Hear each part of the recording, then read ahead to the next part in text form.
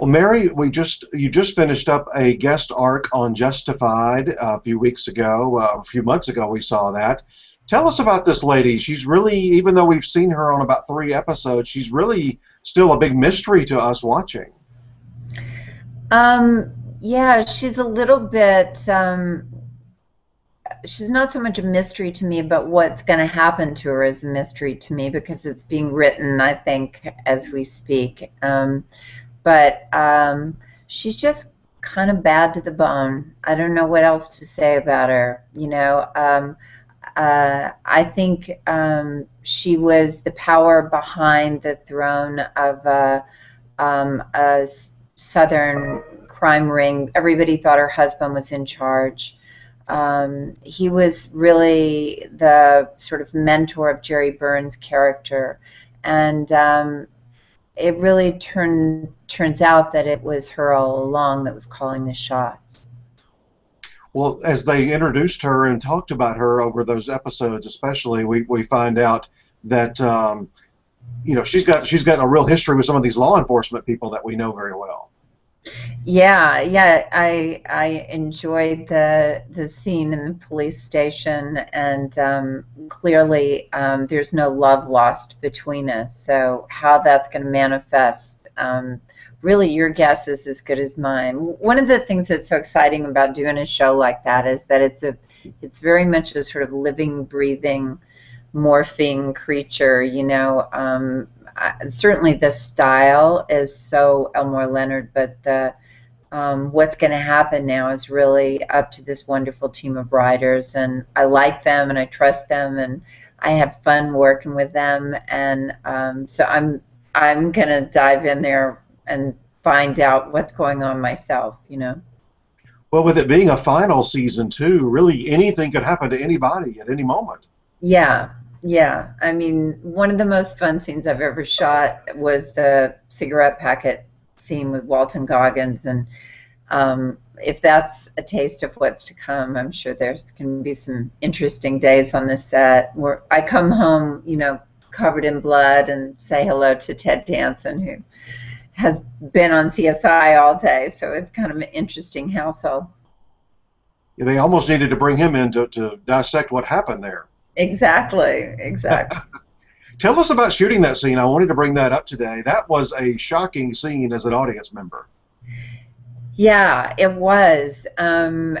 It was just, some of it, of course, is very technical, and you have to kind of save the big stunt part of it for the end of the day, because once that happens, we're all a mess, afterwards. And so we did everything leading up to it. And I know at one point we were trying to figure out, what is your reaction when, a cigarette packet goes off and completely blows up in the chest of someone? I've never been in that situation, nor even contemplated it before. So Jerry Burns and I kind of went through the gamut of, shock to hysteria to try to get there. And the thing that was so fun, and actually a friend of mine who's a huge Justified fan said his favorite line in the whole thing was when I said, "Lock the door." It's like, but it tells you something about her, that's her first instinct. It sounds like she's very much a survivalist and is always knows what to do next. Yeah, and whatever's on the outside of that door is even worse for her than sitting there with this kind of smoking dead body. She has no love for the law, clearly. Tell us about working with Walton Goggins. We've interviewed him a couple of times, and he is definitely, this character, Boyd, is one of the most interesting characters, I think, in recent TV history. I agree. I think he's extraordinary. He took a character that really could be, and is, in some ways, despicable, and because he's such an extraordinary actor and he inhabits that character so fully, you come to know this creature and you kind of fall in love with him. And of course, that's the beauty of really good acting. Nobody's all one way or all the other way. And that's what's kind of great about this series, is that there's the good guys have so much bad in them, and the bad guys have so much good in them, and it's just really delicious to play with that kind of writing. But he's so interesting. I've only done about 3 scenes, maybe 4 with him, but each time he comes in hungry to find a way to make it the very best it can be, and if that means stopping everything, as it did actually the day we shot that scene, we had to make some changes in it, and we all went into a room and just talked through the scene. And one of the things I love about Justified is that everybody's into that. Nobody's ego is so precious, or the words so precious that you can't work together to make it better. And that kind of work can be abused, because I've seen actors think they're improving on writers' words, and it drives me crazy, because I love writers and I know how long it takes them to sit and make something the very best it can be. But on Justified, every once in a while you'll just bump up against something because of the technical aspects of it, and just even the blocking of a scene like that, and you'll say, you know what, we need to rethink this. And Walton's the kind of actor that just won't rest until it's at its best, and I love that. I love how much he cares. There's no part of him that's phoning it in. It's not 6th season coasting on my laurels. He's diving in there, and it's pretty great. Well, for Justified, Mary, you're not really known for your villainous roles. How did they think about you for this part?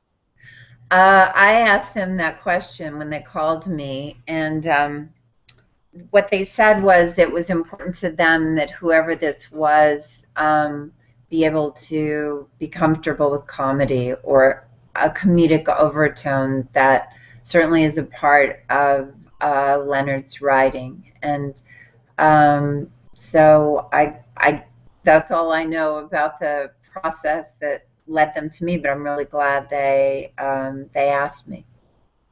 Probably didn't hurt that you're kind of from that neck of the woods, Arkansas, Kentucky, not too far apart. Yeah, certainly. I'm a Southern soul. Quite different from Catherine Hale, very different life. But we talked a little bit about who she was before she made herself into what she is now, and I certainly could find ideas that made me really relate to her. And it's You've nice. certainly known strong women in your life, strong Southern women. Well, I do love my Southern women in my life. My mother, my aunt, my sister, and yeah, and certainly just women I grew up with. So there's lots to draw from. Well, you've already said the magic words to me, because I'm a big fan of the show, and I hoped they didn't bring you on just for 3 episodes this year, not to bring you back next year. And it sounds like you're going to have a pretty decent presence for this final season. Yeah, I'm going to be very much there on this next season, and I'm excited to see which way we're going to go. And I'm a fan of this show too. I have to say I came late to the party, and then became really hooked, because it's just so much fun to watch such great actors having fun with extraordinary material. I want to talk a little bit about your career. Of course, you won an Oscar for Melvin and Howard back in 1980, and I rewatched that acceptance speech just a little while ago because I wanted to see it again. And one of the first things you said was you're going to have to come up with a new dream now. Tell me about that night. It was 81 actually, for 1980, but it occurred in 81, and I'm very clear on that date because I had my first child a couple of months before that. And to be honest with you, part of me was very preoccupied with being a brand new mom and leaving my baby for the first time for a few hours. And part of me, certainly desperately wanted this, and part of me was scared of it. And um, it was very magical, and I was still very much focused on being a brand new mom, and it was the first time I ever left my child to go away for a few hours, and so I had that kind of heightened bit of drama to it. Not to mention that, of course, like everybody else, I really hoped I would win, and I wasn't at all sure if I would. I had won a Golden Globe and wonderful critics awards, but the film had not really been seen by most people, and there were much more commercial films up against it, and people from those films up against me. So I had no idea if I would win or not. That experience over 30 years ago, and you've been to award shows obviously since then, especially in the last decade, that whole thing has changed so much, right? With just the Oh, coverage and the red carpets and all that kind of stuff. yeah. I mean, I bought my dress off the rack. I'm probably the only person who's ever won who essentially wore flats because I just did. And I didn't have a hair and makeup person come to my house. I just kind of, went there, and at the last minute, I stuck this big flower in my hair. It was so not thought out. It was so not polished. It was not, no deal with a designer or anything like that. It was just a little off the rack dress, and a coat that I'd found in an antique store in London from the 1930s. And that was the way it was then. And now I think they are under so much more pressure. And there's, you know, the best awards I've had in a long time were for things like The Help, where it was a group, and we just can have a laugh together because there's so much intensity about all that stuff now.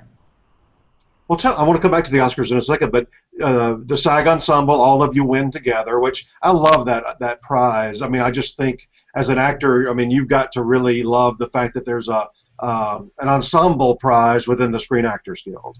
It's one of my favorite nights ever. It was just a magical night, and I love those women. I love that there were so many women in the film. I just thought they were all magnificent. I really played, kind of a small part in it, but it was a joy to work with all those guys in The Help, and it was an extraordinary night, and the book was wonderful and the film was wonderful, and we were all, just jumping for joy. Well, we're an awards website. That's why I wanted to focus on this a little bit. Back to your Oscar win. That was your third film. So just really starting out on your career. When you see other people in a similar situation, like this year, Lupita Nyong'o, her film debut, or Jennifer Hudson 3 or 4 years ago, or other people that are really just getting started and they win such a big prize, do you feel for them? Do you want to give them some advice on where to, kind of where to take this? I don't know if I'm qualified to give advice because I think in many ways I didn't handle it very well. Um, it was too much for me, and various things that were going on in my life. It was all a bit too much for me, and I really kind of ran away from all of it. I moved a few hours outside of Los Angeles, and I didn't really do much press, and I didn't capitalize on the Oscar at all in terms of trying to find the right script. I really ran away from it, so I probably wouldn't give someone else that advice to do that. I think they seem to handle it, most of them, certainly the wonderful actors you named, are all kind of negotiating the waters very gracefully. Um, I didn't so much. It was, I think in some ways, I, I love what I do for a living, and some of the stuff that comes with it, I was a little shy for. It was a bit much for me. And so um, I kind of ran away, and then that probably, I know that I was criticized for it from people who give you advice as far as careers. But I think looking back, I wouldn't change one single moment of it because it led me to the life I have now, which is where I want to be. Well, very few people get to have a career like you've had. I mean, so many films, so many good TV shows. One of the perks, though, of winning an Oscar, being nominated for an Oscar, is you get to vote on them the rest of your life. And I've asked this question to a whole lot of Oscar voters in the past couple of years. And you don't have to give specifics unless you want to, but I'm just wondering, in your particular case, when you've got that ballot in front of you, when you're nominating or when you're voting for the winners, what kind of goes through your mind? What are you looking for when you want to mark a particular name? Well, I sometimes will vote for a performance that I know was hard for that person, that wasn't free flight. Yeah, sometimes um, I don't always agree with the kind of groupthink about certain performances, because sometimes I'm moved by a performance where someone took big risks for them, and I could see that it was them going somewhere they'd never been, and then sometimes I do go along with everybody else because the film is so irresistible, or because my experience of it was that I was taken away, and I think that is ultimately what I want, which is, I think, what most moviegoers want, that you escape for a few hours and that you go on a journey. And so I think I'm pretty typical, but perhaps I sometimes really look at it from how brave did this actor have to be, you know? Yeah, I've heard different people in recent days, especially we've had on Whoopi Goldberg and Ellen Burstyn and some of those folks, and they've said similar, like, if it's out of that person's wheelhouse, if they didn't even know maybe that person was capable of doing that particular type of performance. Yeah, I think so. And I think because we've all we're not young, I think it's kind of delicious to watch someone keep growing as you get older, and to be surprising. I mean, that is one of my goals, is to not not try to get to the point where things need to be safer for me. I like to scare myself. According to my husband, I scare him too, but I like that. I like doing things I haven't done before, and I won't say that's always where I've been privileged to go, but it's where I'm looking to go. I heard somebody, I can't remember who it was, a couple of years ago on a TV interview saying something kind of similar, saying that they didn't, if they picked up a script and go, I don't know if I can do that, that's the very script they should probably do. Right, right. I think that's true. I think if there's a good, healthy dose of fear in there, it makes it more attractive to me.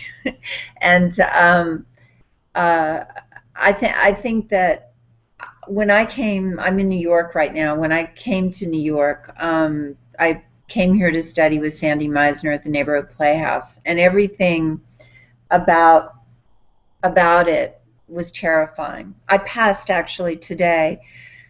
I passed the place where I first lived, and I looked at the street. I thought, that's the first street I ever walked up in New York, the first morning that I lived here, and it was this horrible place called the East End Hotel for women, where you got a room and 2 meals a day for $42.50 a week.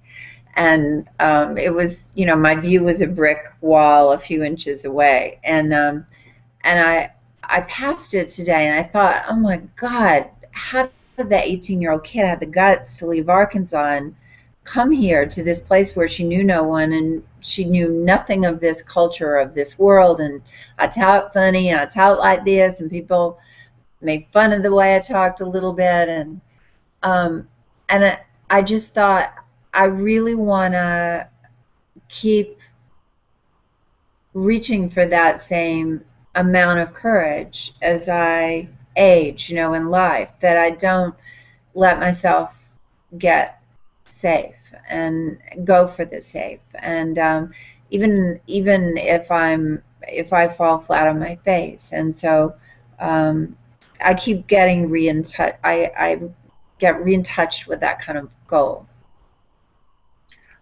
As we finish up, I wrote down so many titles of so many great movies in your career. We don't have time to talk about them all, but I'm wondering, when a fan approaches you, you meet somebody at a party or something, what's the film that people most want to chat about? Can you tell when somebody's walking up which movie they're going to want to talk about, just based on their appearance? Well, certainly young guys want to talk about Step Brothers, which I'm really happy to talk about, because I have to say it was talk about something that was scary. It actually really was. So much of that film was improvised, and you're in a room with two, brilliant comedic heavyweights, and with Will Ferrell and John C. Reilly, and it was just it was scary at first to think, am I supposed to try to be funny like that? And then I consoled myself, no, you're supposed to actually try to make this real.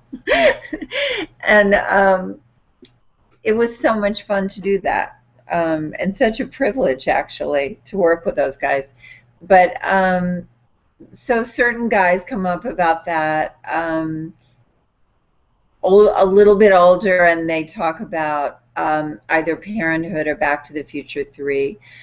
If someone's kind of a little artsier looking, very often it's What's Eating Gilbert Grape, where I didn't have a huge part in that, but she was kind of a wonderful, delicious character. And then, then there's random things. Yesterday, somebody came up and was talking about Sunshine State, which is a film I made with John Sayles. There's just all kinds of. It's part of the fun of being this age, is that there has been a lot of material. There is an arc to my life, and I'm grateful to be here, and I'm grateful to do this work. I cannot believe how lucky I am, and so there's the fact that there's all kinds of choices for people out there makes me happy.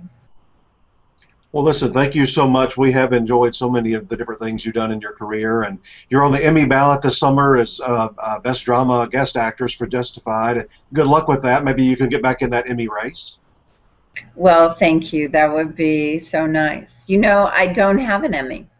I've never. My husband flaunts his, horribly flaunts his every day. So someday it would be very nice. I could still remember when he won his first one. I don't know if you've ever seen this on the Emmy, maybe a clip or something, but he had been up, I think, 8 or 9 years in a row at the Emmys and not won, and they were actually teasing him on the ceremony, a couple hours before he actually won that night. Yeah, I have to look at it sometime. It was before I knew him, of course, and I was a huge fan of Cheers. We used to go watch it with friends every Thursday night. It was destination TV at our house, and so I think it's very well deserved. Well, you might just do it. We'll be watching for that in July when the nominations come out, and definitely can't wait to see you next season on the show. I'm so honored to be on it. Thanks so much.